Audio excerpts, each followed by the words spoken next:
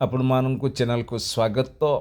ଆଜି ଆମେ ଏହି ଭିଡ଼ିଓରେ ଚତୁର୍ଥ ପଞ୍ଚମ ଷଷ୍ଠ ସପ୍ତମ ଶ୍ରେଣୀରେ ପଢ଼ୁଥିବା ବିଦ୍ୟାର୍ଥୀମାନଙ୍କ ଉଦ୍ଦେଶ୍ୟରେ ଗଣିତର ମୌଳିକ କଥା, ମୌଳିକ ସଂଖ୍ୟା ଓ ଯୌଗିକ ସଂଖ୍ୟା ସମ୍ପର୍କରେ ଗୋଟି ଆଲୋଚନା କରିବା। ଭିଡ଼ିଓଟି ପସନ୍ଦ ଲାଗିଲେ ଭିଡ଼ିଓକୁ ଲାଇକ୍ କରିବା।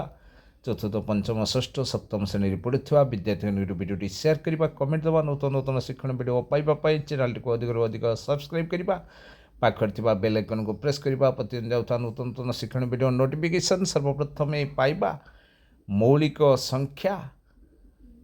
ସଂଖ୍ୟା 2ରୁ ଆରମ୍ଭ, ଯାହା କ୍ଷୁଦ୍ରତମ ମୌଳିକ ସଂଖ୍ୟା ଏବଂ ଯୁଗ୍ମ ସଂଖ୍ୟା 2, ଯାହା ସବୁଠାରୁ ସାନ ମୌଳିକ ସଂଖ୍ୟା। ତେଣୁ 2, 3, 5, 7, 11, 13, 17, 19, 23, 29, 31 ଏହିପରି ଅନେକ ମୌଳିକ ସଂଖ୍ୟା ରହିଛି। ଏହି ମୌଳିକ ସଂଖ୍ୟାକୁ ଆମେ କିପରି ନିରୂପଣ କରିବା, ଯାହାର କେବଳ ମାତ୍ର 2ଟି ଗୁଣନୀୟକ ଥାଏ, ଏକ ଓ ସେହି ସଂଖ୍ୟା ନିଜେ, ତାହାକୁ ମୌଳିକ ସଂଖ୍ୟା କୁହାଯାଏ।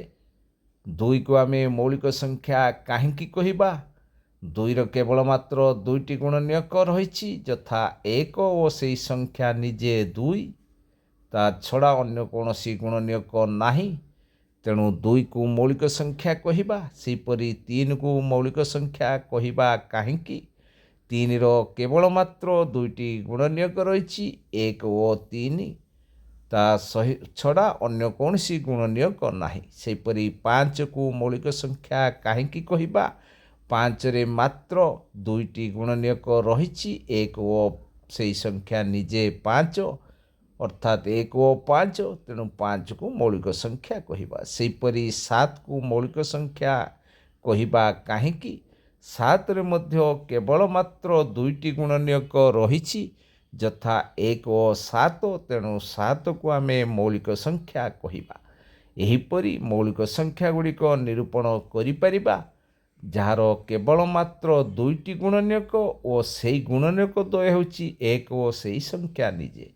ସେହିପରି ସଂଖ୍ୟାକୁ ଆମେ ମୌଳିକ ସଂଖ୍ୟା କହିବା। 1ରୁ 100 ମଧ୍ୟରେ 25ଟି ମୌଳିକ ସଂଖ୍ୟା ରହିଛି, ଯେପରି 2, 3, 5, 7, 11, 13, 17, 19, 23, 29, 31 ଇତ୍ୟାଦି। ଯୌଗିକ ସଂଖ୍ୟା 4 ଠାରୁ ଆରମ୍ଭ। ଯୌଗିକ ସଂଖ୍ୟା 4, 6, 8, 9, 10, 12, 14, 16, 18, 20, 21, 22 ଏହିପରି ଅନେକ ଯୌଗିକ ସଂଖ୍ୟା ରହିଛି। ଯୌଗିକ ସଂଖ୍ୟାକୁ ଆମେ କିପରି ବାଛିପାରିବା? ଯେପରି ମୌଳିକ ସଂଖ୍ୟାର ସଂଜ୍ଞାକୁ ଭିତ୍ତି କରି ମୌଳିକ ସଂଖ୍ୟାର ସଂଜ୍ଞା ଆମେ ଜାଣିଲେ ଯୌଗିକ ସଂଖ୍ୟାର ସଂଜ୍ଞା କ'ଣ ରହିଛି। ଯୌଗିକ ସଂଖ୍ୟା ଆମେ କାହାକୁ କହିବା? ନା, ଯେଉଁ ସଂଖ୍ୟାର 2ରୁ ଅଧିକ ଗୁଣନୀୟକ ଥାଏ, ତାହା ହେଉଛି ଯୌଗିକ ସଂଖ୍ୟା। ଏଠାରେ ଆମେ 4 ଠାରୁ ଯୌଗିକ ସଂଖ୍ୟାକୁ ନେଇଛନ୍ତି। 4 ହେଲା ଗୋଟିଏ ଯୌଗିକ ସଂଖ୍ୟା। କାହିଁକି? 4ର 2ରୁ ଅଧିକ ଗୁଣନୀୟକ ରହିଛି, ଯେପରି 4ର ଗୁଣନୀୟକ ଗୁଡ଼ିକ ହେଉଛି 1, 2 ଓ 4, ଅର୍ଥାତ୍ 2ରୁ ଅଧିକ ଗୁଣନୀୟକ 3ଟି ରହିଛି। ସେହିପରି 6କୁ ଗୋଟିଏ ଯୌଗିକ ସଂଖ୍ୟା କହିବା କାହିଁକି? 6ର ମଧ୍ୟ 2ରୁ ଅଧିକ ଗୁଣନୀୟକ ରହିଛି। 6ର ଗୁଣନୀୟକ ଗୁଡ଼ିକ ହେଉଛି 1, 2, 3 ଓ 6। ଏହିପରି ଆମେ ଯୌଗିକ ସଂଖ୍ୟାକୁ ନିରୂପଣ କରିପାରିବା। ଯାହାର 2ରୁ ଅଧିକ ଗୁଣନୀୟକ ଥିବ, ତାହା ଯୌଗିକ ସଂଖ୍ୟା। ଯେପରି 4, 6, ସେପରି 8, 9, 10, 12, 14, 16, 18, 20, 21, 22 ଏଗୁଡ଼ିକ ଯୌଗିକ ସଂଖ୍ୟା। ଏହିପରି ଅନେକ ଯୌଗିକ ସଂଖ୍ୟା ରହିଛି। 2ରୁ ଅଧିକ ଗୁଣନୀୟକ ଥିବା ସଂଖ୍ୟା ଗୁଡ଼ିକ ହେଉଛି ଯୌଗିକ ସଂଖ୍ୟା। ତେଣୁ ଗଣିତରେ ମୌଳିକ କଥା ରହୁଛି ମୌଳିକ ସଂଖ୍ୟା, ଯୌଗିକ ସଂଖ୍ୟା ସମ୍ପର୍କିତ କଥା। ମୌଳିକ ସଂଖ୍ୟା, ଯୌଗିକ ସଂଖ୍ୟା, ସେହିପରି ଆହୁରି ମଧ୍ୟ ଅନେକ ସଂଖ୍ୟା ରହିଛି, ଯୁଗ୍ମ ସଂଖ୍ୟା, ଅଯୁଗ୍ମ ସଂଖ୍ୟା। ତେଣୁ ଯାହା ଗଣିତର ମୌଳିକ କଥା, ଯାହା ଚତୁର୍ଥ ଶ୍ରେଣୀ, ପଞ୍ଚମ ଶ୍ରେଣୀ, ଷଷ୍ଠ ଶ୍ରେଣୀ, ସପ୍ତମ ଶ୍ରେଣୀରେ ପଢ଼ୁଥିବା ବିଦ୍ୟାର୍ଥୀମାନଙ୍କ ପାଇଁ ଅତ୍ୟନ୍ତ ଉପାଦେୟ। ଆଶା କରିଛି ଭିଡ଼ିଓଟି ଆରମ୍ଭରୁ ଶେଷ ପର୍ଯ୍ୟନ୍ତ ଦେଖିବା।